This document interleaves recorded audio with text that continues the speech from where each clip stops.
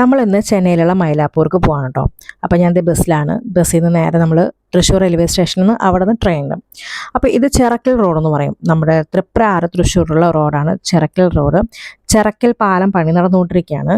കുറച്ച് മാസമായി പണി നടന്നുകൊണ്ടിരിക്കുന്നു.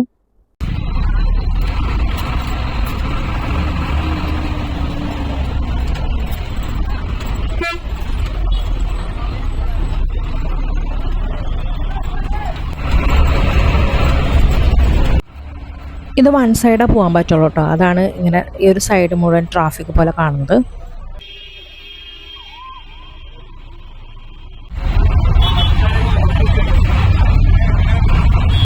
KSRTCയുടെ അവിടെ ബസ് ഇറങ്ങി.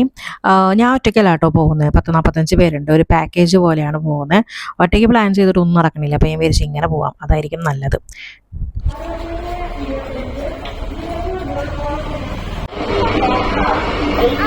അകലേന്ന് നിന്ന് വരുന്ന കണ്ട അതാണ് നമ്മുടെ വന്ദേ ഭാരത്. വന്ദേ ഭാരത് എൻ്റെ ലിസ്റ്റുള്ള സ്ഥലമാണ്. എന്തെങ്കിലും നടക്കും. എങ്ങനെയെങ്കിലും വന്ദേ ഭാരതിൽ കയറി കോഴിക്കോട് പോയി അവിടെ നിന്ന് ബിരിയാണിയും കഴിച്ച് അതിൽ തന്നെ തിരിച്ചു വരണം എന്നുള്ളത് ആഗ്രഹമുണ്ട്. ഞങ്ങളിങ്ങനെ വന്ദേ ഭാരത് ഇങ്ങനെ നോക്കിക്കൊണ്ടിരിക്കുകയാണ് കേട്ടോ.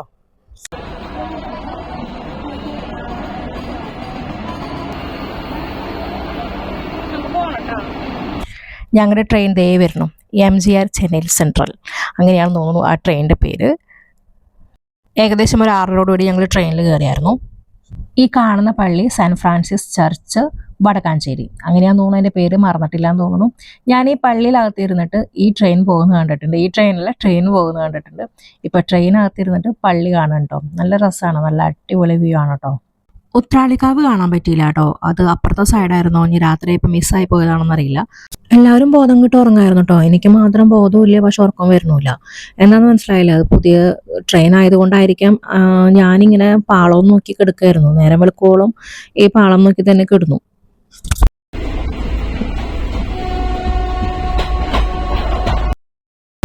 ഇപ്പം സമയം 5 മണി കേട്ടോ. ഞാനിങ്ങനെ ട്രെയിൻ പോകണത് നോക്കി സൈഡിലിങ്ങനെ നിന്നു. അധികം അങ്ങോട്ട് അടുത്തേക്ക് പോയില്ല. പേടിയുണ്ട്, സത്യമായിട്ടും പേടിയുണ്ട്. ഞങ്ങളങ്ങനെ ചെന്നൈ എത്തി കേട്ടോ.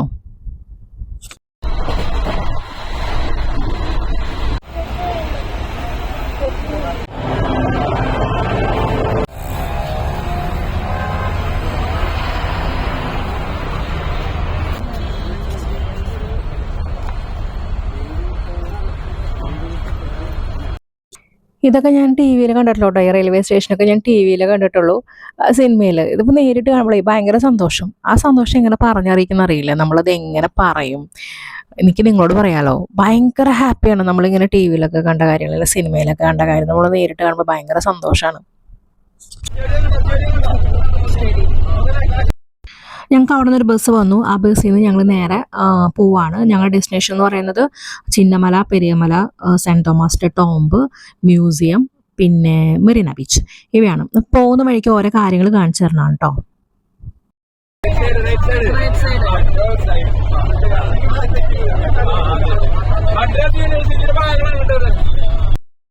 ഇത് മെറീന ബീച്ചിൻ്റെ സൈഡാണ് കേട്ടോ. അതായത് കടലിൻ്റെ മുൻവശം.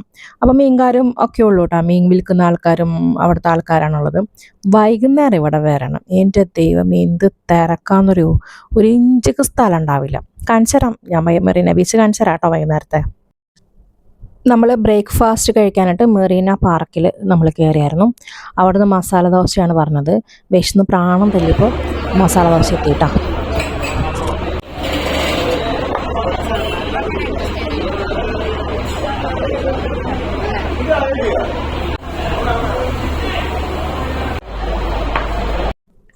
അങ്ങനെ ഫുഡൊക്കെ കഴിച്ച് നമ്മൾ സെൻറ്റ് തോമസ് മരിച്ച സ്ഥലത്ത് പെരിയമലയ്ക്ക് പോവാണ്.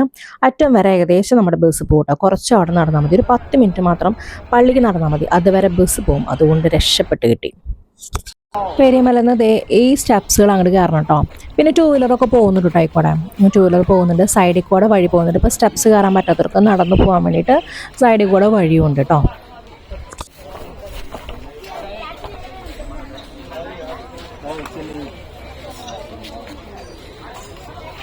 ഇതാണ് സെൻറ്റ് തോമസ് മരിച്ച സ്ഥലം കേട്ടോ. ഇതാണ് പള്ളി. അവിടെ ചെറുതായിട്ട് പണി നടക്കുന്നുണ്ട്. അത് ഞാൻ എവിടെ പോയാലും പണി കിട്ടുമല്ലോ. എവിടെ പോയാലും ഞാൻ അങ്ങനെയാണ്. എന്നാലും നമുക്കിത് കാണാൻ പറ്റുന്ന തന്നെ വലിയൊരു കാര്യം. അപ്പോൾ അവിടെ നന്നായി പ്രാർത്ഥിച്ചു. അത് കഴിഞ്ഞ് നമ്മൾ വ്യൂ കാണാൻ പോയി.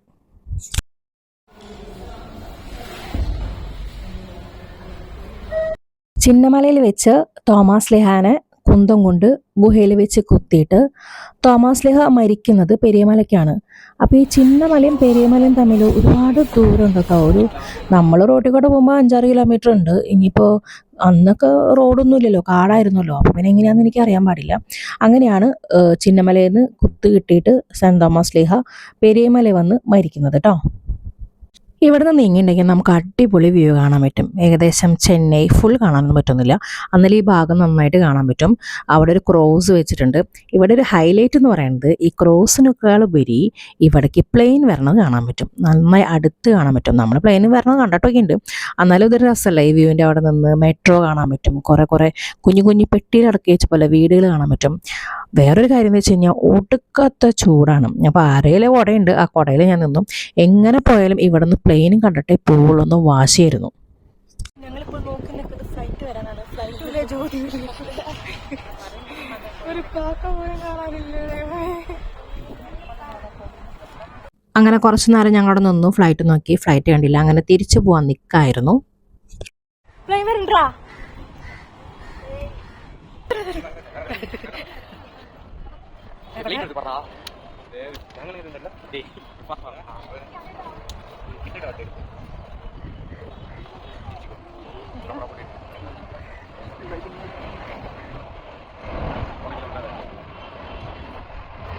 ഇങ്ങനെ കാണുമ്പോൾ തോന്നും പ്ലെയിൻ ഭയങ്കര അകലെയാണ്. അത്ര അകലെയല്ല കേട്ടോ, അടുത്ത് തന്നെയാണ് കേട്ടോ പ്ലെയിൻ പോകുന്നത്. അവിടെ നിന്ന് നേരെ നമ്മൾ ചിന്നമലയ്ക്ക് പോവാണ് കേട്ടോ. ചിന്നമലയ്ക്ക് പോകുമ്പോഴുള്ള കാഴ്ചകളാണ് കേട്ടോ അതൊക്കെ. ഇതാണ് ഞങ്ങൾ പോകുന്ന ബസ് കേട്ടോ, നാഷണൽ. ഇതിപ്പോൾ നമ്മൾ ചിന്നമലയിലെത്തി. ഇതും ചിന്നമല എന്ന് പറയുമ്പോൾ നമ്മൾ മലയൊന്നും പ്രതീക്ഷിക്കരുത് കേട്ടോ. കുറച്ച് സ്റ്റെപ്സുകൾ കയറണം. ദേ വീണ്ടും പോകണം പ്ലെയിൻ. കുറച്ച് സ്റ്റെപ്സുകൾ കയറണം. അങ്ങനെ നമ്മളൊരു പള്ളിയിലെത്തും. ഇത്രേ ഉള്ളൂ.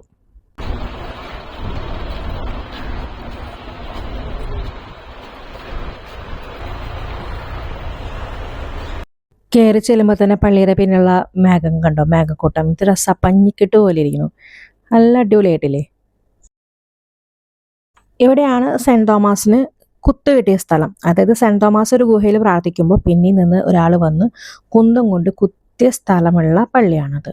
അപ്പോൾ പള്ളി സൈഡിലുണ്ട്, ഗുഹ വേറെ സൈഡിൽ അവർ പ്രൊട്ടക്ട് ചെയ്ത് വെച്ചിരിക്കുകയാണ് കേട്ടോ. നമുക്കപ്പോൾ ഗുഹ കാണാം ആദ്യം.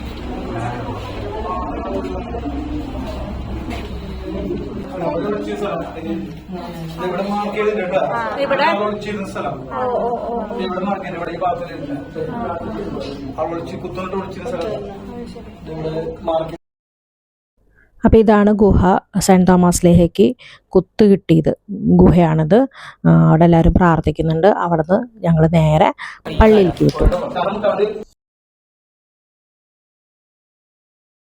അവിടെ ഫോറിനേഴ്സിൻ്റെ എന്തോ പരിപാടിയൊക്കെ നടക്കുന്നുണ്ടായിരുന്നു കേട്ടോ. അവിടെ ഫോട്ടോ എടുപ്പും കാര്യങ്ങളൊക്കെ നടക്കുന്നുണ്ടായിരുന്നു. അതിനുശേഷം അവിടെ ഹോളി കമ്മ്യൂണിയൻ ആയിരുന്നു. അവിടെ ഒരു പയ്യൻ്റെ ഹോളി കമ്മ്യൂണിയൻ ആയിരുന്നു.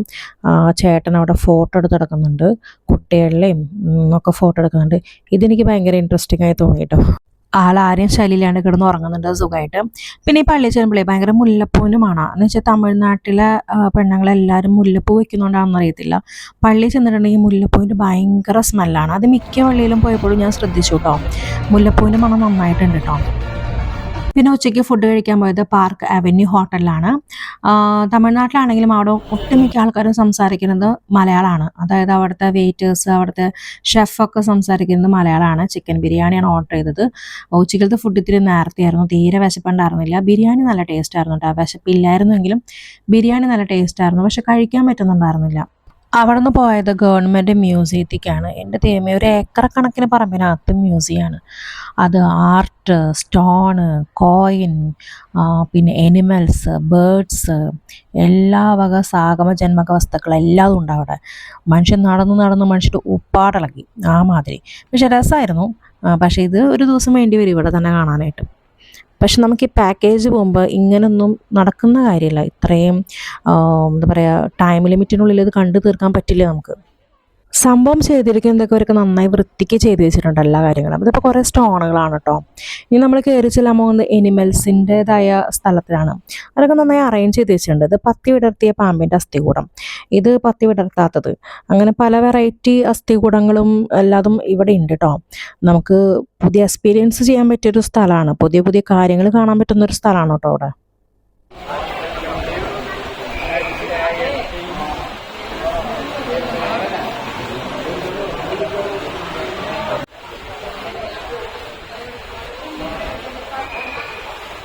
തിമിങ്ങലാണ് നോസ്രാ ഡോണേ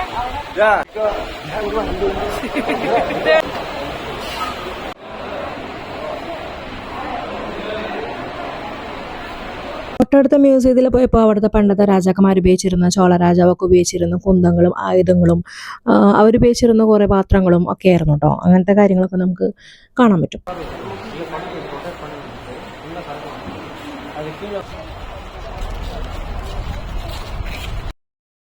ഇതാണ് സെൻറ് തോമസ് ചർച്ച്. ഇവിടെയാണ് സെൻറ് തോമസിൻ്റെ കബറിടം ഇരിക്കുന്നത് കേട്ടോ.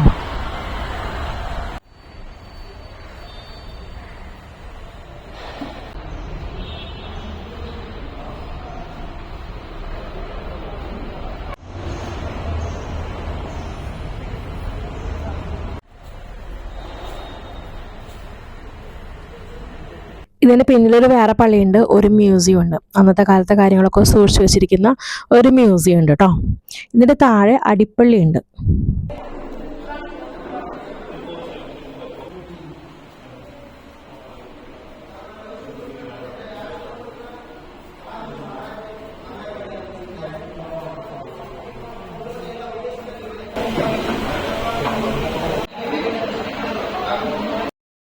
അങ്ങനെ നമ്മൾ അവിടെ നിന്ന് ഇറങ്ങി മെറീന ബീച്ചിൽ പോയി. മെറീന ബീച്ചിൽ നമ്മൾ 4:45 ഇറങ്ങി 5:50 തിരിച്ചെത്തണം. ഈ 4:45 ഇറങ്ങി ഈ റോട്ടിൽ നിന്ന് മെറീന ബീച്ചിലേക്ക് എത്തുമ്പോൾ തന്നെ 5:45 അപ്പം അങ്ങനെ ഒരു ബുദ്ധിമുട്ടുണ്ട്. പക്ഷെ നല്ല റോട്ടിലോടൊക്കെ നല്ല അസാധ്യ കാഴ്ചകളാണ് കേട്ടോ.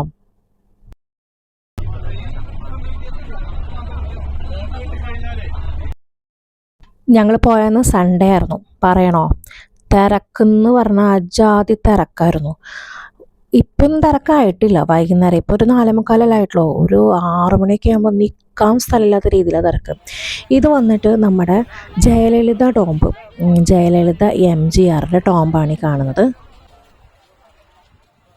നമ്മുടെ കയ്യിൽ ആകെ 1 മണിക്കൂറുള്ളത്. ഒന്നിൽ നമുക്ക് ഇതിൻ്റെ സൈഡിൽ കൂടെ, ബീച്ചിൻ്റെ സൈഡിൽ കൂടെ പർച്ചേസിങ് സോണിൽ കൂടെ നമുക്ക് ബീച്ചിൽ പോകാം, അല്ലെങ്കിൽ നമുക്ക് ഈ ശവകുടീരങ്ങൾ കാണാം. ജയലളിതയും MGRൻ്റെയും ശവകുടീരങ്ങൾ കാണാം. ഞങ്ങൾ ആദ്യം വിചാരിച്ചു ശവകുടീരങ്ങൾ കാണാം, കാരണം എന്ന് വെച്ചാൽ പർച്ചേസ് നമുക്ക് ഇനിയും ചെയ്യാൻ പറ്റും. പക്ഷേ ഇതിപ്പോഴേ നമുക്ക് കാണാൻ പറ്റുള്ളൂ. നമ്മുടെ നാട്ടിൽ പോയാലും നമുക്ക് ബീച്ചിൽ പോയി പർച്ചേസ് ചെയ്യാം. ഇവിടെ സാധനങ്ങൾ അവിടെ കിട്ടില്ല, എന്നിരുന്നാലും നമുക്ക് പർച്ചേസ് ചെയ്യാം. പക്ഷേ ഇത് നമുക്ക് നാട്ടിൽ പോയാൽ കാണാൻ പറ്റില്ല.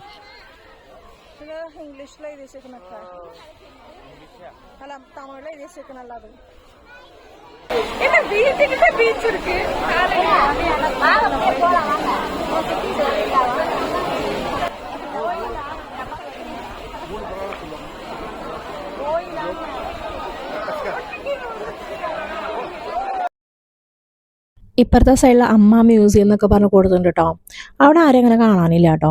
അതിന് മുന്നിലാണ് MGRൻ്റെ. അപ്പോൾ ആദ്യം നമ്മൾ ബീച്ചിൽ നിന്ന്, അതായത് റോട്ടിൽ നിന്ന് വരുമ്പോൾ ആദ്യം MGRൻ്റെ, പിന്നെ ജയലളിത അമ്മയുടെ, അങ്ങനെയാണ് ശവകുടീരം വരണേ കേട്ടോ. എന്താല്ലേ അടിപൊളിയായിട്ട് വെച്ചേക്കുന്നത്. നമ്മുടെ പേഴ്സ്, ഫോണ് സൂക്ഷിച്ചാൽ നല്ലത്. ചിലപ്പോൾ നമ്മളെ വരെ കാണാണ്ടായിരിക്കും.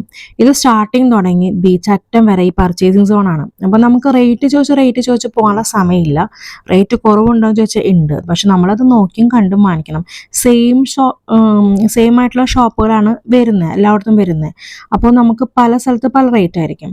പിന്നെ ബീച്ച് എത്താനായിട്ട് ഒരുപാട് ദൂരമുണ്ട്. ഇപ്പം തന്നെ 5:30 കഴിഞ്ഞു. നമ്മൾ 5:50 അവിടെ എത്തണം. ഇത് ബീച്ച് എത്തിയാൽ പോരാ, ബീച്ചിന് തിരിച്ച് ടോംബ് വരെ എത്തണമെങ്കിൽ കിലോമീറ്ററോളം ദൂരമുണ്ട്. ഞാൻ അവിടെ 5 മിനിറ്റ് നിന്ന് ആ കടൽ കണ്ടു, അത്രേ ഉള്ളൂ. കടലേക്ക് ഇനിയും ഉണ്ട് ദൂരം കേട്ടോ. കാല് നനയ്ക്കാനോ ഒന്നും പോയില്ല, തിരിച്ച് അല്ലെങ്കിൽ എത്തൂല. കാരണം അത് മുഴുവൻ നടന്ന് നമ്മൾ തിരിച്ചെത്തണ്ടേ അവിടേക്ക്.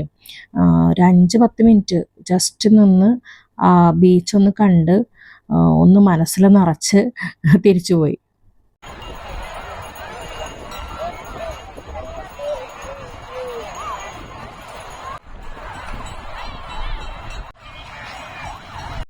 മെറീന ബീച്ചിൽ ഒത്തിരി കാഴ്ചകളുണ്ട് കേട്ടോ. കാണാൻ ആഗ്രഹിക്കുന്ന ഒത്തിരി കാഴ്ചകളുണ്ട്. നല്ല കാഴ്ചകളുണ്ട്, ചീത്ത കാഴ്ചകളുണ്ട്. അങ്ങനെ മെറീന ബീച്ചിൽ നിന്ന് ഞങ്ങൾ ഓടി 5:50 ഞങ്ങൾ ടോംബിലേക്ക് എത്തി കേട്ടോ. അപ്പോഴേക്കും നല്ല തിരക്കായി തുടങ്ങി. രാത്രിയായപ്പോഴേക്കും നല്ല ട്രാഫിക്കായി. അതിൻ്റെ കൂടെ ഇതൊരു VIP വരുന്നു എന്ന് പറഞ്ഞു. അപ്പോൾ ഒത്തിരി ട്രാഫിക്കായി.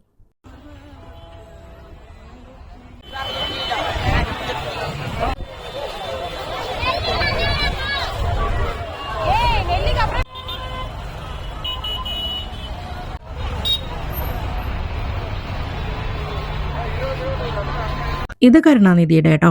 ഇവിടെയാണ് കരുണാനിധിയുടെ അടക്കം ചെയ്തിരിക്കുന്നത്. അടക്കൊന്നും കയറിയില്ല, ജസ്റ്റ് മുന്നിൽ നിന്ന് കണ്ടുള്ളൂ. ഇവിടുന്ന് നേരെ ഫുഡ് കഴിക്കാൻ പോയി, ചപ്പാത്തിയും ചിക്കൻ കറിയും കഴിച്ചു. അവിടെ നിന്ന് ഞങ്ങൾ 7:45 റെയിൽവേ സ്റ്റേഷനിലെത്തി കേട്ടോ. റെയിൽവേ സ്റ്റേഷനിലെത്തി അവിടെ നിന്ന് ഞങ്ങൾ യാത്ര ചെയ്യും. ഇതിൻ്റെ ഒരു നല്ലൊരു വശം എന്ന് പറയുന്നത്, പാക്കേജിൻ്റെ നല്ലൊരു വശം എന്ന് പറയുന്നത്, നമുക്ക് ഫുഡ് ആൻഡ് അക്കോമഡേഷൻ നോക്കേണ്ട കാര്യമില്ല. പ്രത്യേകിച്ച് ഈ ഫുഡും അക്കോമഡേഷനും നന്നായിരുന്നു. നമുക്ക് ഇപ്പം ഹോട്ടലിൽ പോയി ഫ്രഷപ്പ് ചെയ്യണത്, നമുക്ക് 3 നേരത്തെ ഫുഡൊക്കെ സൂപ്പറായിരുന്നു. പക്ഷേ എനിക്കൊരു ഡ്രോബാക്ക് തോന്നിയത്, മെറീന ബീച്ചിൽ പോയിട്ട് നമുക്ക് 1 മണിക്കൂർ കഷ്ടി പോലും അങ്ങനെ അത്ര നിൽക്കാൻ നമുക്ക് പറ്റുള്ളൂ. നമ്മുടെ ഇഷ്ടത്തിനനുസരിച്ച് എൻജോയ് ചെയ്യാൻ പറ്റില്ല. നമുക്ക് കറക്റ്റ് ടൈം പറഞ്ഞ് നമ്മൾ അതിനനുസരിച്ച് പോകണ്ടേ. അത് മാത്രമേ ഒരു ഡ്രോബാക്ക് തോന്നിയുള്ളൂ. പിന്നെ പ്ലാൻ ചെയ്തൊന്നും നടക്കാത്തവർക്ക് ഇതാ നല്ലത്. അങ്ങനെ ഞങ്ങൾ റെയിൽവേ സ്റ്റേഷനിലെത്തി. അടിപൊളി എക്സ്പീരിയൻസ് ആയിരുന്നു. ഒരു ദിവസം ഫുൾ ചെന്നൈ കണ്ട് വീണ്ടും തിരിച്ച് നാട്ടിലേക്ക് പോയി. ചെന്നൈയിൽ നിന്ന് 9 മണിക്ക് നമ്മൾ ട്രെയിൻ കയറി തൃശ്ശൂർ 7 മണിക്ക് എത്തി. അപ്പോൾ ഇതാണ് നമ്മുടെ ചെന്നൈ മൈലാപ്പൂർ യാത്ര. അപ്പോൾ എല്ലാവർക്കും ഇഷ്ടമായെങ്കിൽ ഒന്ന് ലൈക്ക് ചെയ്യണേ. അടുത്തൊരു വീഡിയോയിൽ നമുക്ക് വീണ്ടും കാണാം.